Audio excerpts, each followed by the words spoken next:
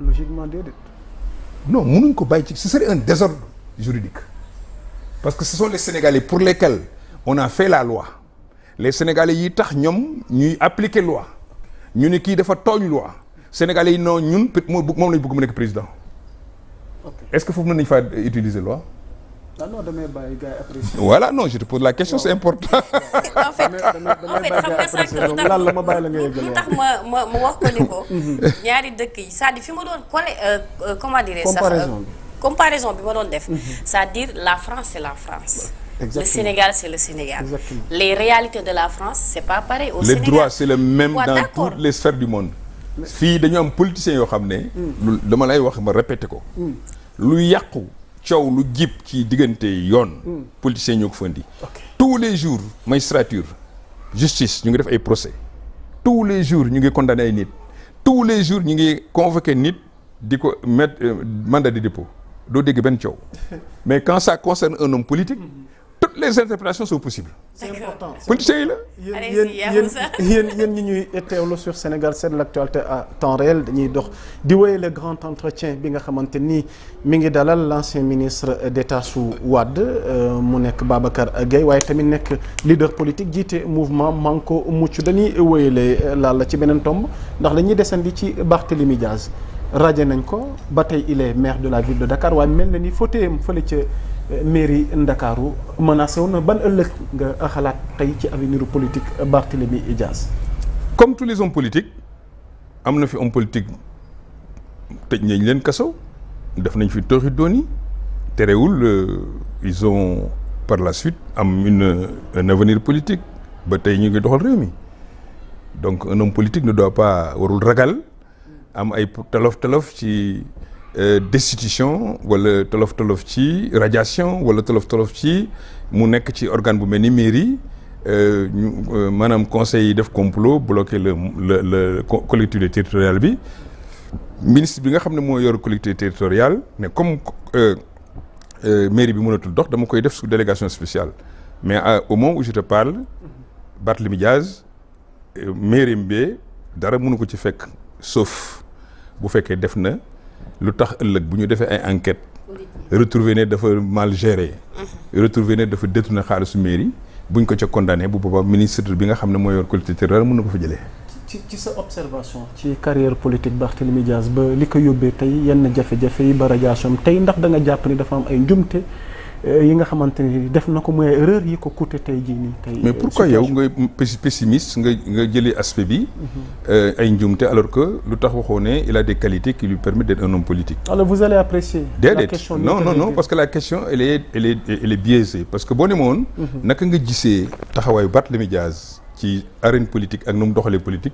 la question serait ouverte mais tu m'as parlé de njumte c'est pourquoi je te dis que elle est biaisée mais qu'à cela ne tienne. homme politique bu def lu juum amul ñi yor réew mi tey ci njuumte lañ dëkk ba yor réew mi. ah bon ah clair. on a fait tuer des gens ici pour la politique. justice. on a fait tuer je dis des gens pour la politique. on a brûlé ici des bus on a brûlé des tétas on a tué des enfants dans un bus pour la politique. on a détruit des équipements de l'État. on a attaqué des biens privés des biens publics. et c'est des hommes politiques qui ont fait ça. donc il faut pas diaboliser une personne qui est dans un environnement toute cette violence est née de mon point de vue amoon na avant du parti socialiste amoon na du temps du parti démocratique sénégalais mais dafa exacerbé ci années yi ñu mujj 5 dernières années yi et c'est dommage pour Barthélémy Diaz je dis bien c'est dommage hein parce que quand même il a été un grand acolyte un grand ami quelqu'un qui a été très proche d'Ousmane Sonko pendant les moments difficiles pendant les moments où la violence s'est exercée dans ce pays et ils étaient ensemble pour mener ce combat-là donc on ne peut pas prendre Barthélémy Diaz ex nihilo laisser les autres hommes politiques de l'autre côté ils étaient ensemble Barthélémy Diaz, Déthié Fall, Ousmane Sonko, Gakou tous ces gens-là étaient dans un même camp ils se battaient pour une cause peut-être oui noble certes parce que c'est des hommes politiques mais ce que ça a coûté à ce pays Barthélémy Diaz a une responsabilité comme Ousmane Sonko a une responsabilité là-dedans.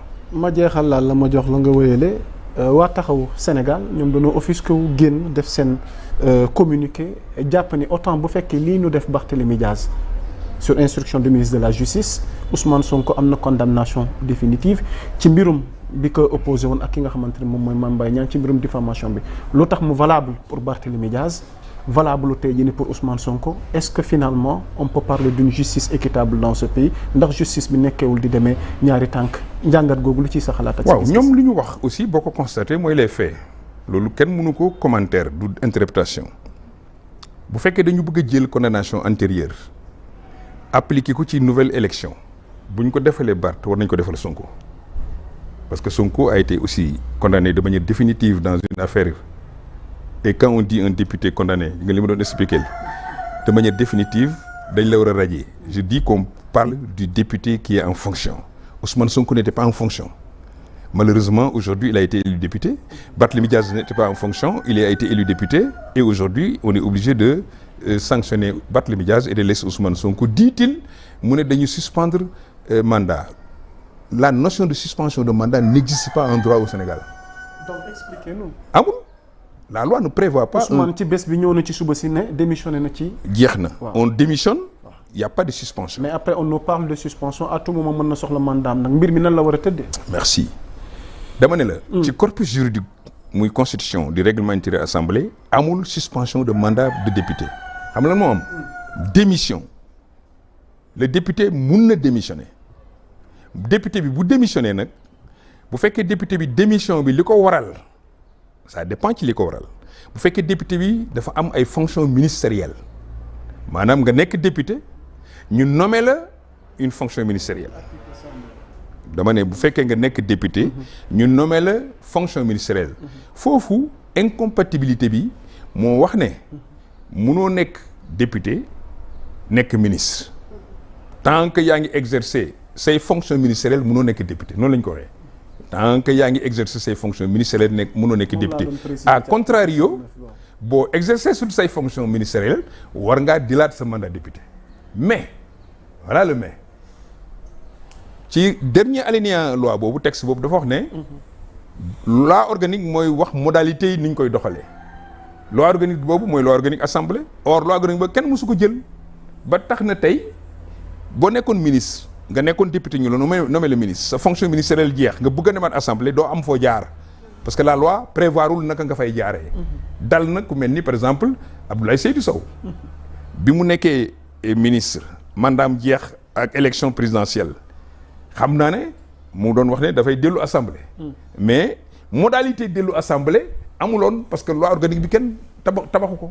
loolu aussi moom interprétation bu fekkee foofu la ñuy jëfandiku di wax dama suspendre c'est maanaam du terme bu exact du terme boo xam ne dafa propre mun ngaa démissionner conséquence bi mooy su fekkee dañ la nommé ministre moo tax nga démissionner mais nga jël sa décision démissionner alors qu'il n'y a aucune décision de nomination tu ne peux pas reprendre ton poste là aussi il faut que les choses soient claires mu ngi mel ni Ousmane nan la war a def fi mu ne nii xawma ko il faut lui demander parce que je ne suis pas un consultant pour lui dire par quelle voie il doit passer mais en tout cas suspension amul ci suñu règlement intérieur amul ci suñu loi parce que maa ngi ko doon wax sànq la mooy article 109 bu règlement assemblée nationale ci incompatibilité bi le mandat de député est incompatible avec la qualité de membre du gouvernement mais yemuñ ci loolu de est-ce que yoroo règlement bu baax bi de ban mooy bu baax non bu baax bi waxuñu loolu dañu fonction ministérielle moo nekk ci dernière mouture règlement intérieur bi ñu modifié en 2019. ok là on enchaîne avec la question suivante bu fekkee amoon voilà donc bon loolu point moo bi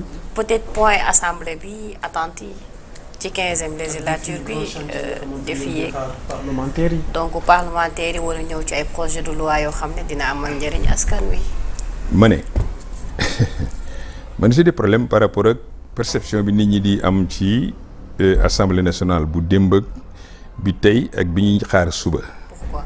assemblée nationale bu Sénégal assemblée nationale bu Sénégal rek lay doon ni ñu tëggee institution bu Sénégal yi assemblée nationale bi ni mu doon doxee démb noonu lay doxee tey bu ëllëgee noonu lay doxee bu ñu changé wul naka lañ tëggee institution yi. kon xanaa di nga rejoindre kon question bi ma posé sànq. maanaam. qu'on doit revoir les textes. non par rapport à la constitution xam nga man j'ai pas sénégalaise. dit qu'on doit pas les revoir il ne s'agit pas de rejoindre les textes sont faits pour être revus les textes sont faits pour être revus loi bu nekk dañ koy changer en fonction jamonoom. loolu moom c'est un principe contextualiser en fait. jamono bu jot buñ ko mettre en œuvre dañ ko war a xool ndax est-ce que mise en œuvre bi baax na est-ce que amul ay hiatus ñu changer mu ngi mel ni la loi sur la parité gëm naa bu doon man sama sago dañ ko war a xoolaat. dañ koy xoolaat. parce que li mu indi ci jafe-jafe. ci institution yi nu mu fonctionner war nañu mën a seet est-ce que c'était bon en 2010 de defar une parité absolue yeneen réew yi defuñu parité absolue. France bi nga xam ne moo jiitu ci démocratie ñoom defuñu parité absolue 30% la ñu wax te 30% yi boo ko respecté wul sanction bi dañuy sanction pécuniaire da ngay fay amende. fii ñu bëgg ko def source d'invalidité ay candidature bref pour revenir ci assemblée bi.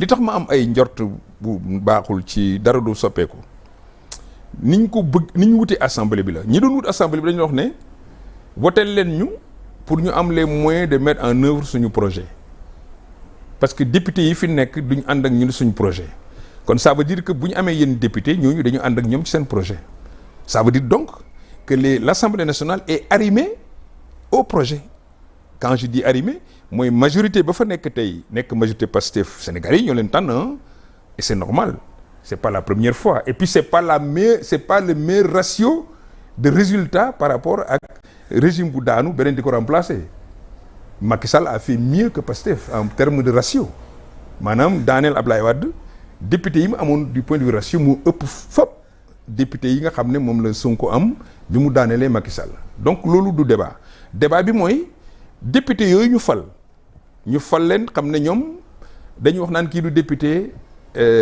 Macky Sall la wala kii député Amadou Ba la wala kii député Abdoulaye Wade la député yi député Sonko la ñu doon je veux dire pourquoi. non ñoom waxuñu loolu de. ma ne man laa wax man may wax wala ñoom ñooy wax wala ñu ñëw ñu wax ak yow fii man maa wax loolu député Sonko la ñu doon et je t'explique pourquoi soo ma laajoon lu tax ma wax la ko. allez-y. ji nga ni ñuy falee député moo tax député yi bu ñu leen falee ki tax ñu fal leen moo tax ñu ne fa. liste nationale bii ñuy def di jël benn nit mu jiite liste nationale boobu yéen ñu jël ay yeneen nit taftal ci jël ay nit nommé leen choisir leen te ñu ngi leen di choisir ci ki jiite liste nationale moo leen di tànn au niveau du département ñu teg leen ku ñu tànn baax na parce que tant que c'est Sonko si Sonko est capable de faire élire un président de la République je le dis comme ça parce que dañ koy wax moo fal Diomaye. mais c'est pas une réalité ça. je dis c'est une réalité. ça c'est toi qui le penses. man dama jàpp ne ce sont les Sénégalais qui ont choisi Diomaye Faye man noonu laa jàppee quoi man c'est comme ça que je man li ko sabab fa laa waxee quoi. déet man dama wax rek xam nga dama wax nga wax man ma c'est la réalité yow loolu nga gëm comme yegg nga ba gëm loolu war ngaa gëm ne kon député yi Sonko tax ñu fal leen kon ay député Sonko la ñu te balaa nga ci xam dara Sonko yóbbu fa loi ñu seet ndax dañuy wote loi bi parce que Sonko da ko bëgg wala Sonko dañ koy contre parce que Sonko da ko bëgg loolu li ko indi wax naa la ko léegi c'est le choix du système majoritaire d'abord à un tour au niveau du département on élit 7 députés 6 députés 5 députés 4 députés ainsi de suite. raw gàddu il faut bannir ça. deuxièmement mënuñu def liste nationale il faut bannir ça pourquoi je te le dis. da ngay nekk yow la personne bi nga xam ne yaa ëpp taxawaay yow yaa ëpp charisme yow yaa ëpp notoriété ñu def la ci kaw bind ay tur ji nga tur yi bu ñu ci defoon x ba mu jeex. dinañu falu député. parce que gars ñi bu ñu voté luñ kii na ci liste bi ils n'ont même pas besoin de lire c'est quelle personne dañuy xool ban liste Ousmane Sonko ñu ne bii la preuve dañuy jël boppu tête de liste bi mooy Ousmane Sonko Macky Sall wala Amadou Ba def ko foofu bu ñuy voté luñu député bi nekk ci liste bi ñu ngi voté tête de liste bi nga xam ne moo nekk ci kanam loolu mooy indi li tax assemblée nationale bu ñu ko composé ña fay dem dañ fay dem en fonction de bëgg-bëggu ki leen fa yóbbu. tant que loolu mu ngi am. l'Assemblée nationale sera au service de l'exécutif. ok lan la balaa ñuy tëj chapitre assemblée nationale bi am na beneen débat bu fi jib ba juristes yi dugal ci seen xalaat ak seen gis-gis ci coowal loi d'abrogation amnistie bi fi amoon monsieur Babacar Gaye bëgg nañ ci am yow sa appréciation ndax Aïssata Tall Sall mi nekkoon ministre de la justice bi ñuy voté loi d'amnistie bi. fan yi nu génn am na ci xalaatam ba jàpp ni wax ko moo gën a yomb def ko te itam li ciy conséquence nee na ci buñ ko abrogé moom mooy ëpp li ñu njort ni ñoom jàpp na dinañ defar parce que ñoom seen position bi ñu campé mooy ñëfaatu tamit warta mën a nuyu leen noonu quelle est votre appréciation ci yéene yi maanaam ci assemblée gu yees gi bëgg abrogé loi d'amnistie gi fi amoon. d'abord man je suis contre l'amnistie pour mu leer sa bopp man je suis contre l'amnistie et je l'avais dit j'avais écrit quand Macky Sall m'a consulté sur la question je lui dis je suis contre